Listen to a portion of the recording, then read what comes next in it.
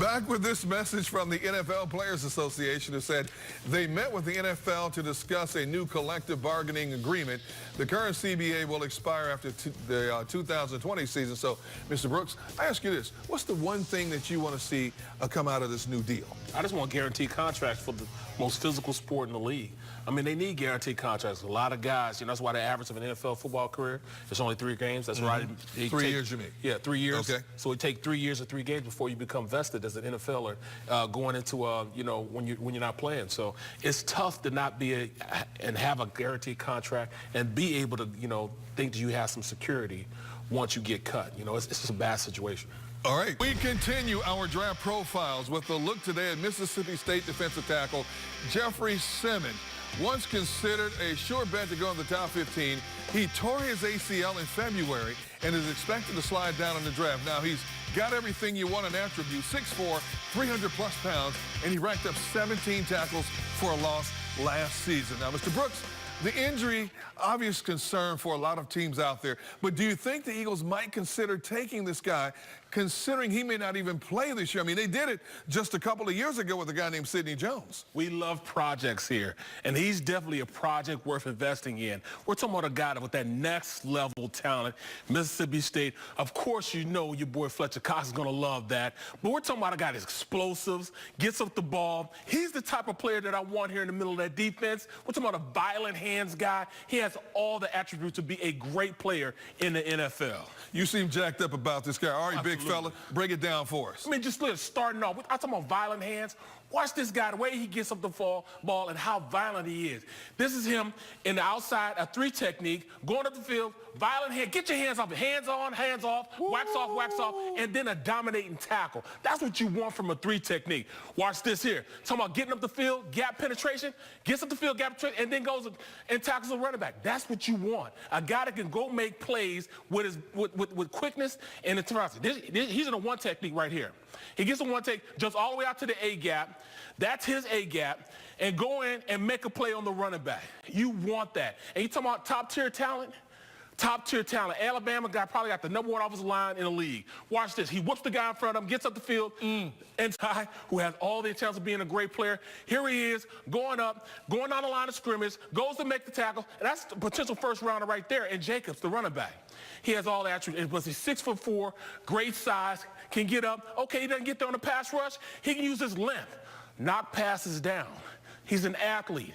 He knows where he is, understands the quarterback's going to throw the ball, gets his hands up, and gets the bear claw down. Then he's just going to whoop the guy in front of him. Watch this move and swim. Get off me. I'm going in, and I'm sacking the quarterback. I love the way this player can play. He can make things happen. He's one of my frat brothers, too. Love that about him. He's one of those guys who can go out there and potentially be the best player in the draft, but he's hurt right now, man. Man, he fights off offensive linemen the way you fight off coworkers for food, but that's another story for another day. Now, of course, Fletcher Cox, another great defensive lineman for Mississippi State. Any similarities between these two? Just to get off, the athletic talent, violent hands. He has all the pass rush moves you want from an NFL player already in college. You could tell he's come from the same cloth as a Fletcher Cox. He can get up the field. He can penetrate. He makes moves that you have to account for him in the middle of that defense. He will wear out a lot of centers and guards in this league. All right, how would Cox and this guy fit next to each other? It'd be a perfect match because now you have 2 guys you have to respect in the interior of that offensive line. Offensive coordinators are going to pull their hair out going against a guy like Simmons because, all right, you're going to slide the protection out to Fletcher Cox. That means you're going one-on-one with a guard or a tackle with Simmons. 6'4", 300 pounds, runs like a deer, can make sure that he gets up the field and penetrates, has violent hands, knock hands off, and go get the ball. This guy is really a treasure if they can get him at a low price. And right now, I think his price is very, very low, considering the fact he just messed his knee up. Now, as good of a player as he is, he does have some off-field concerns. 2016, he was arrested, so you couple that in with the fact that he's injured. What's the possibility he could slip to the 2nd round? It could be easily, probably a fact almost, that he might go down to the 2nd round, simply because he has a knee injury. He's rehabilitating. He did it back in February or March, one of the two. So he's not going to be healed enough to go out and play until the season, well, mid-season. So do you go out and invest a first-round pick on a guy that's injured, or even a second-round pick? He might be down into the third round. He could be a guy that could really slip down. You get a lot of value for him if he's grown up a little bit. He got arrested. And, you know, at this point, his stock went way down, and it doesn't help with the injuries. But it could work out for the Eagles if they can get him for a low price. All right, another question for you. Did you know today was National Siblings Day? National Siblings Day. Yes. I didn't have any siblings that played in the NFL. You my brother from another mother? Yeah, but I don't know where he's going with this. But anyway, it is National Siblings Day, so we're going to give our picks for the best brothers currently in the NFL. Could it be this pair of all-pros? The Kelces? Yeah, they have a strong case. We'll discuss it in just a moment.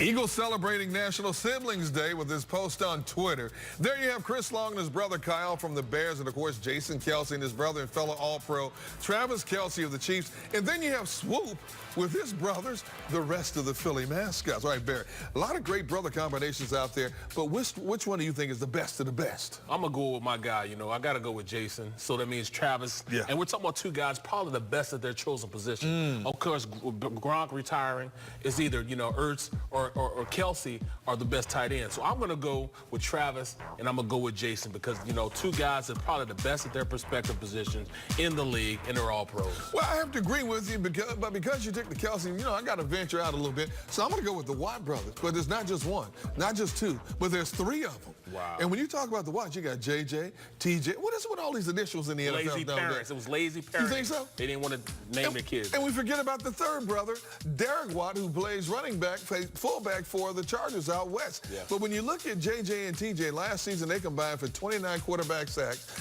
They were both Pro Bowlers last year.